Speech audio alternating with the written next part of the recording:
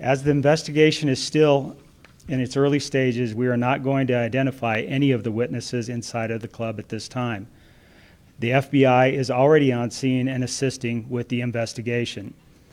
We are also working to identify the victims who have died and notify their families. Please be patient with the identification of the victims, as a first priority is to the victims' families. We have numerous detectives and officers interviewing witnesses and victims. We have multiple victim advocates also meeting with the victims who have been injured.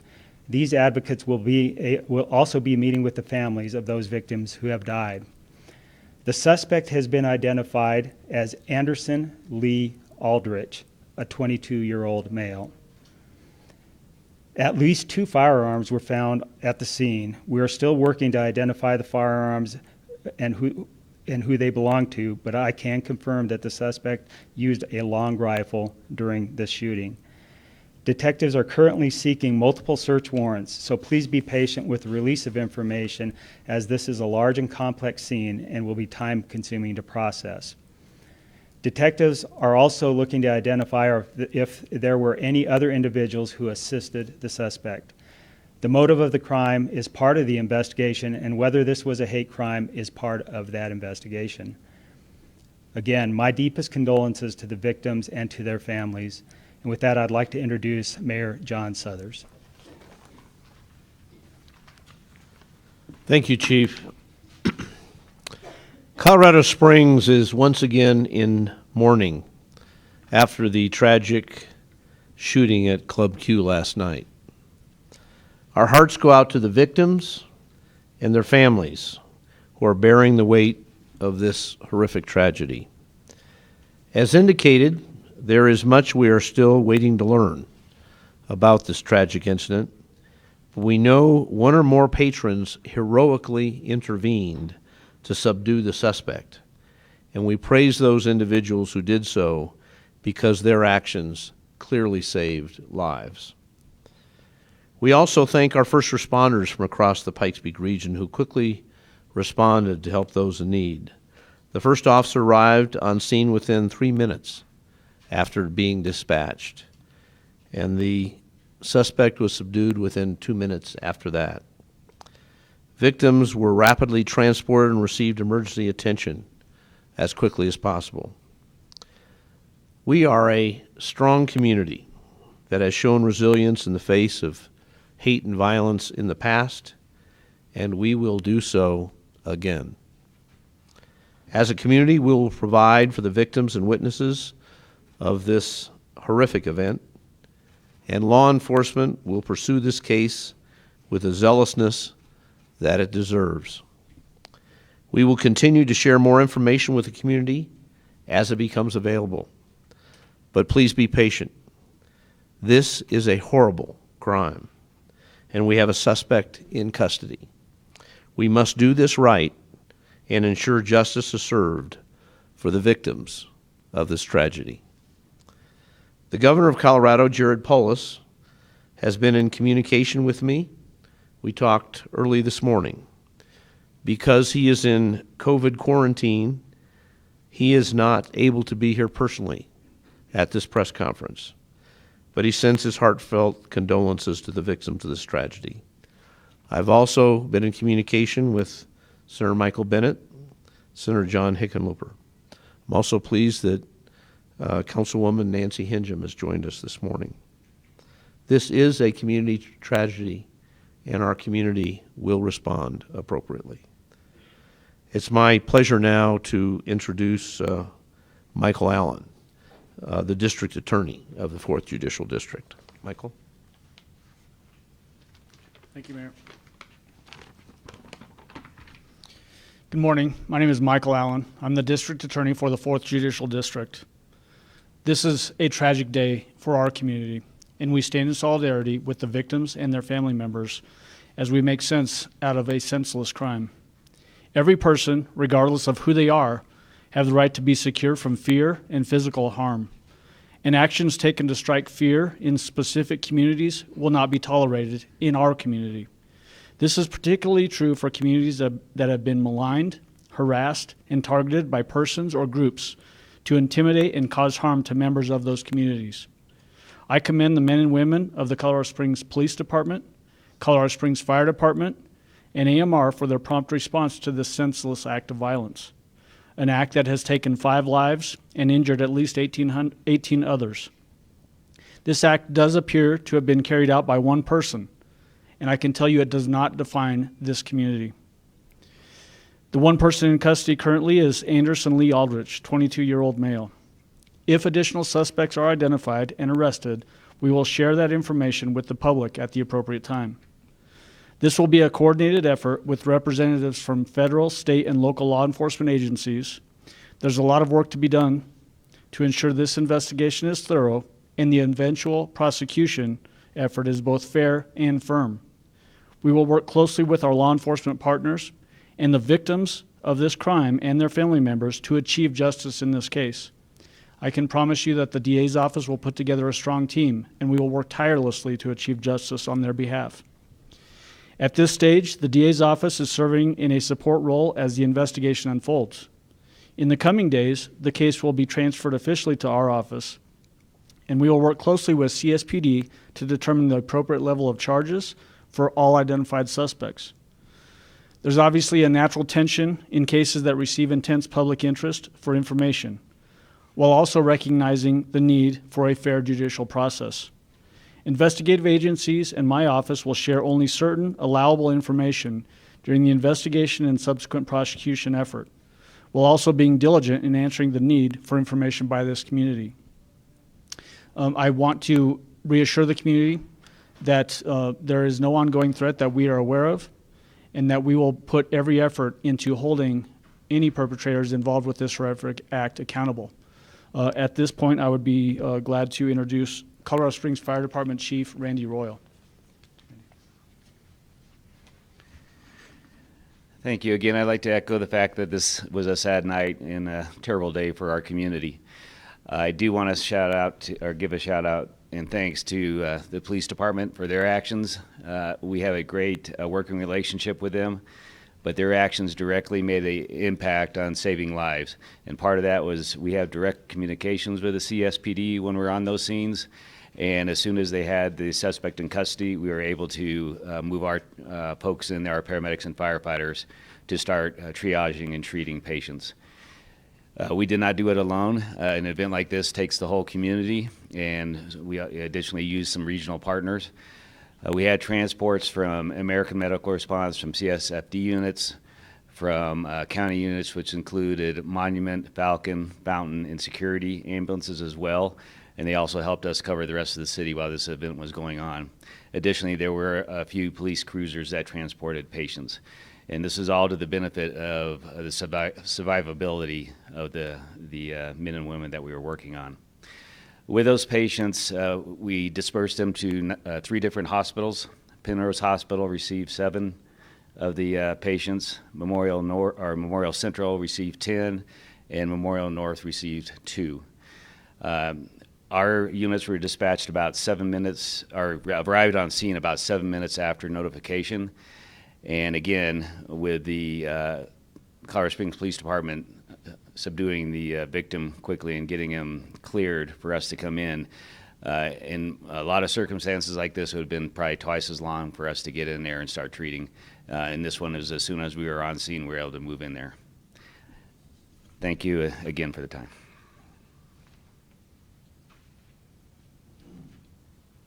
We'll have an additional person who's been able to join us. Mr. Cole Finnegan with the U.S. Attorney's Office is going to come up and give some comments too. Good morning. I'm Cole Finnegan, the United States Attorney for the District of Colorado. On behalf of the United States Attorney's Office and the Department of Justice, I want to first offer our deepest condolences to the victims and to their families, and our sorrow for the tragedy that has unfolded here, and our thanks to everyone. We will work closely with District Attorney Michael Allen, with local law enforcement, with Mayor Suthers, and everyone in the Colorado Springs community and in Colorado to ensure that the person who did this is brought to justice. We will work together and move forward. Thank you.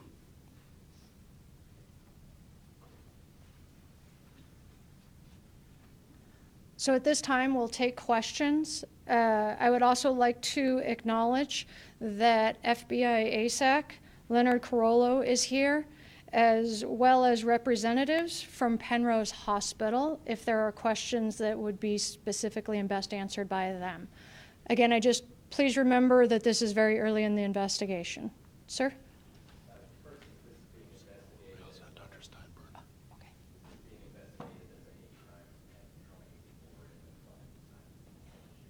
So the question was, is this being investigated as a hate crime, and how many people were in the club at the time of the shooting? Both of those are part of the investigation.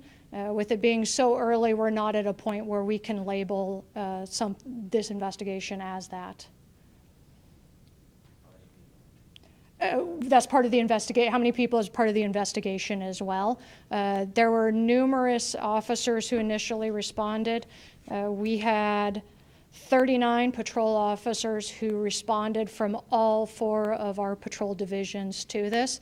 They have interviewed numerous people along with the detectives, but having an actual number of how many people were in there will take a bit. Ma'am? Was the shooter previously known to the FBI or to CSPD through any previous criminal actions or reports or anything like that? Their interactions with law enforcement will also be part of the investigation. 5 dead, 18 injured. Does the 18 include the suspect, or is that besides the suspect? It does not. We separate the suspect from the victims who are injured. Could you describe the suspect's situation right now, the nature of his injuries, and at what point he's released from the hospital? So when he would be released is a medical decision. That wouldn't be proper for me to speculate on when the doctors will make that decision. And then your second question, repeat for me? I think just the nature of the injuries, and I think you answered it. The suspect is still in the hospital right now. Correct. They are at a local hospital. And the extent of injuries, I do not have. Yes. Or if they were injured? To our knowledge, they were not. We're still trying to identify and speak to everybody. Via Facebook, they were inviting minors. Do you know if there were minors at the event? That's the first I've heard if there were minors at the event. I do not know about that. Could you discuss the nature of the injuries to the 18 Yes. Well, sir, would you like to come up for Penrose and speak to them? And then we also have somebody to be able to speak from UC Health Memorial Hospital, Dr. Steinbrenner. Hello, I'm Dr. Bill Plouth, Chief Medical Officer for Penrose Hospital, and this my colleague, Dr. David Steinbrenner, we work CMO together of UC Health. quite a bit. So. Correct. So I can speak for Penrose Hospital. We've taken care of 7 members of our community. 2 remain in critical care, but are in excellent hands. The other 5 patients mainly had extremity injuries, and 2 have already been treated and released back to the community, and then the others have been admitted to the hospital or are still undergoing treatment for that. I'm sorry, the 2 who are critical, would you describe their injuries as life-threatening? Critical implies life-threatening, but I'm not in a position to share more about their specific injuries. Very similarly, we take care of the patients. They go into the ICU. They have injuries from multiple gunshot wounds and the like. What the nature of those injuries are, though, we're all precluded from talking about because of HIPAA and the requirements to keep confidentiality about that, but we do want to give you some information that we have. Both trauma teams at both hospitals were spun up and responded. The ERs responded, and we're able to take care of this very rapidly and get the patients taken care of as well as we could at the time. So, How many patients did you have? we ended up having 10 total. We are currently taking care of 10 patients in the hospital right now, as I understand it. So you won't say if any 10 were critical? No, we do have patients in critical condition as well, but like anything else, it's a moving target, and there's a lot of personal information about people, so we try to keep that to a minimum, but we have people that we're taking care of, and we have all of our physicians actively taking care of everybody as appropriate depending upon their injuries. So, Repeat the questions. There's people watching who don't know any questions. so go ahead.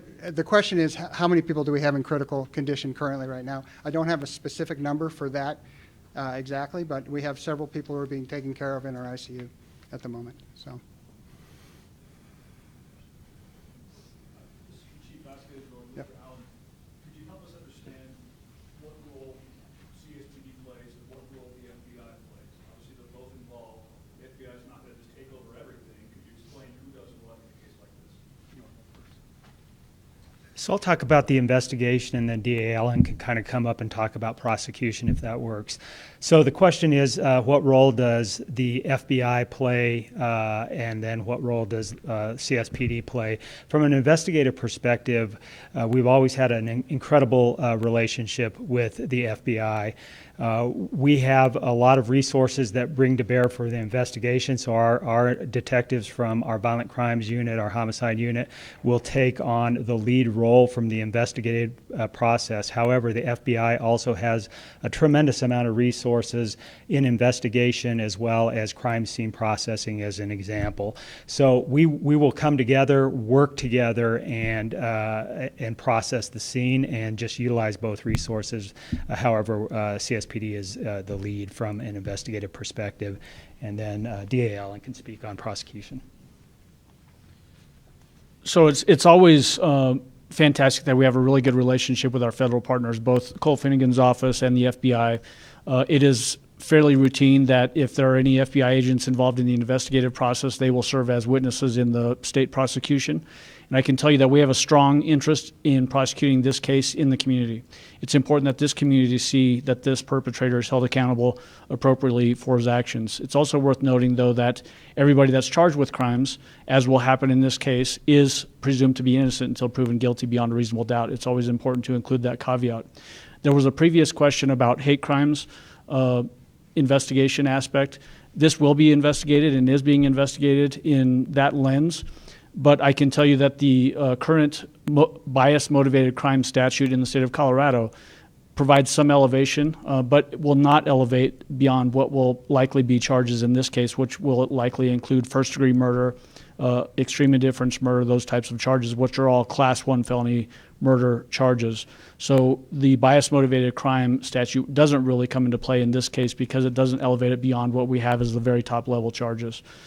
As to your question, though, about the federal involvement, I hope that answered your question. Chief Vasquez, so there was an Anderson Lee Aldrich involved in a bomb threat in the Morrison Ranch neighborhood in 2021. Do you know if this is the same individual, and could you spell the individual's full name? So our investigators, our detectives are looking into the history of Mr. Aldrich at this point in time. However, I don't have that information with me. His full name is, let me find it in my notes here. Can you repeat the question? Yeah, the question is, in essence, were there other investigations prior to this one with this individual? And yeah, his name is Anderson Lee Aldrich, Aldrich, a 22-year-old male. I don't. So the question about prior potential incidents involving this same individual, there are certain protocol that we have to follow, and so when we can release information on that, we will. There's no further information that we can release as it relates to the prosecution investigation, as it relates to any prior cases of interest. I have a question. Was there a bouncer at the door of the nightclub, or was the suspect just able to walk in with a long gun? The question was was there a bouncer at the door or some type of security at the door? That'll be part of the investigation. And as far as the suspect is concerned, has there been anything alarming that you guys have seen on social media that would indicate why he That was worded very similar to the motive for it, just was it posted on social media. And again, that'll be part of the investigation. Sir? Lieutenant, can you just confirming all 18 injuries, they were shot? No one got trampled or anything of that nature? We do have some injuries that were as a result of people fleeing. I don't know for sure that all 18 were shot. Did I hear there were more injuries coming into the hospital even after those 18, so we know what the numbers up to? We have had more walk-in to the hospitals. Right now, the number is 18. As we progress, and if those numbers change, we'll get those to you. Yes, sir. Do you believe alcohol or drugs can be involved with the suspect? Sorry, the question was, are there alcohol or drugs involved with the suspect? That would be part of the investigation. Ma'am? Are you able to provide any ages of the deceased? Not at this time. As everybody has said, our very first priority is notifying the victims' families and the next of kin. Once that's done, the process in our state is that the El Paso County Coroner's Office will determine cause and manner of death, but we will get that information out as quickly and as reasonably as we can with respect to the family. You're fine. The question was how many shots were fired. That'll be part of the investigation. Has the suspect made any statements, please? That would not be something that we would be at liberty to say at this point in time, but it is part of the investigation, is any statements that the suspect or any witnesses say. Yes, sir.